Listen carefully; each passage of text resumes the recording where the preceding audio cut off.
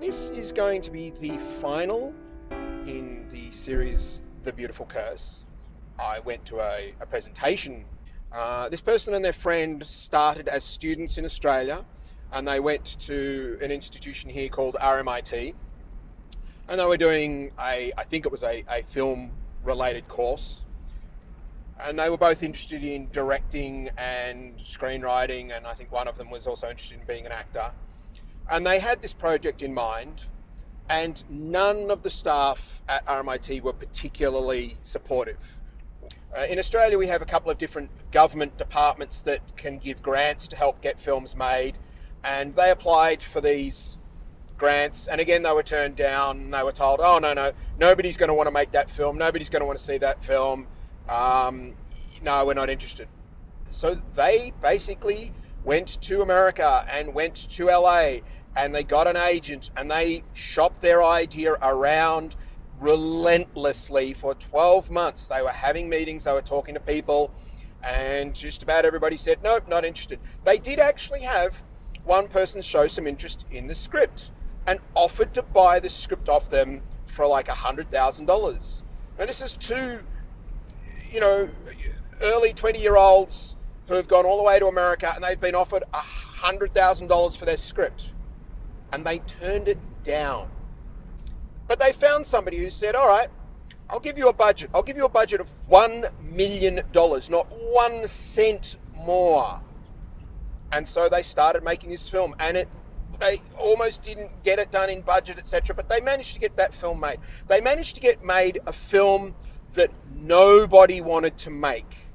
And that film was called Saw, and it went on to create a massive $100 million franchise that has been incredibly successful.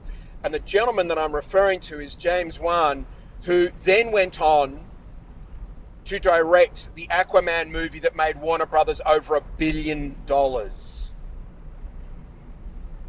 Nobody believed in these two gentlemen. Nobody wanted to make their film. Nobody thought that what they were trying to work on was worthwhile. And the two of them went, screw that, we're going to do it anyway. And unfortunately, this is too common a story in the creative industries. People who have amazing ideas. Nobody wanted to make Star Wars when George Lucas had that idea. Nobody wanted to publish the Harry Potter books. Now, the other two stories are more personal because I know the individuals. One of my students, she was always unbelievably attentive.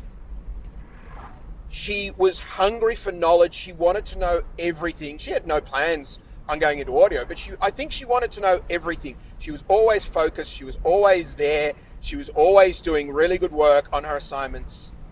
And I kept in touch with a few of my students after they left. And I heard that she decided to go to America, which I'd actually recommended to a lot of them. I said, look, to be honest, if you want to work in the game industry, you really need to get out of Australia. The industry's too small here. You need to go to America. And I saw that she'd gone to America. And I can't remember the exact order of this, but I know for a while she was working at Disneyland. And I'm pretty sure she was doing fairly run-of-the-mill job at Disneyland. Like, I don't know if she was wearing a costume or running around sort of just as a guide for people, but she was basically doing a job at Disneyland. And I think it was literally just to pay the bills and to, make sure she was still involved with the entertainment industry. But she was also studying, and she put herself through various different courses while she was in America, and she moved on from Disneyland to somewhere else, did another course, and now, about 10 years later, she's essentially working on God of War, which is one of the biggest franchises on the planet. And I am so unbelievably proud of what she managed to achieve once again by not letting people tell her no, and by basically knowing what she wanted to do. She was aiming for the top. She was always aiming for the top.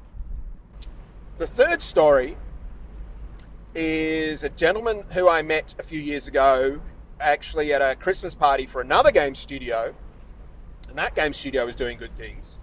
And he was somebody who had started out as a lawyer, but always wanted to be a writer.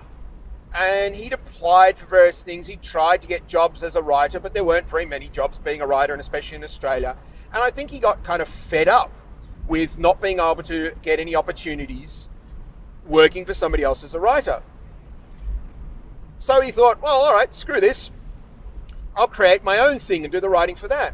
So he wasn't in a position to to build up a game studio and create a game. So he did the next best thing.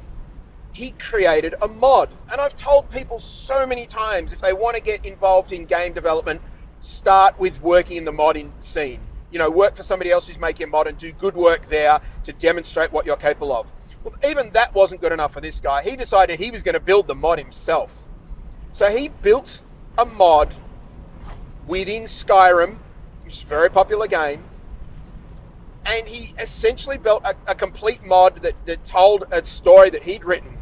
And this mod was so successful, it had been downloaded over 3 million times. And so from that success, he decided, well, now maybe I can build a studio and I can build my own game. And so he approached various different people, and a publisher gave him the money to do this. So this is somebody who has not been trained to work in the game industry, and the only experience was working on a mod, but he built a small team, and with backing from Microsoft, he built from the ground up this mod idea into a standalone game in the Unreal Engine. And that game was called The Forgotten City, and it has been getting fantastic reviews, and especially getting fantastic reviews for the writing. And I had the honor of doing the sound design for that project, and I really enjoyed working on it. And the guy who put all this together did an unbelievable job of deciding that he wanted to write for games, and if nobody was going to employ him, then damn it, he was just going to do it himself and build his own game. And he's done that, and he's done that successfully, and he's launched a game which is getting really excellent scores and reviews, and especially getting excellent reviews for the main thing that he wanted to contribute, which was the writing. And again, I couldn't be more proud of both having contributed to that project and knowing the guy who worked on that project and designed that project. These are examples of people who just said, I don't give a damn what you think I can or cannot do. I don't give a damn what the world is going to allow me to do, or what people say I should do, or whether it's hard to achieve success. I'm going to do it anyway.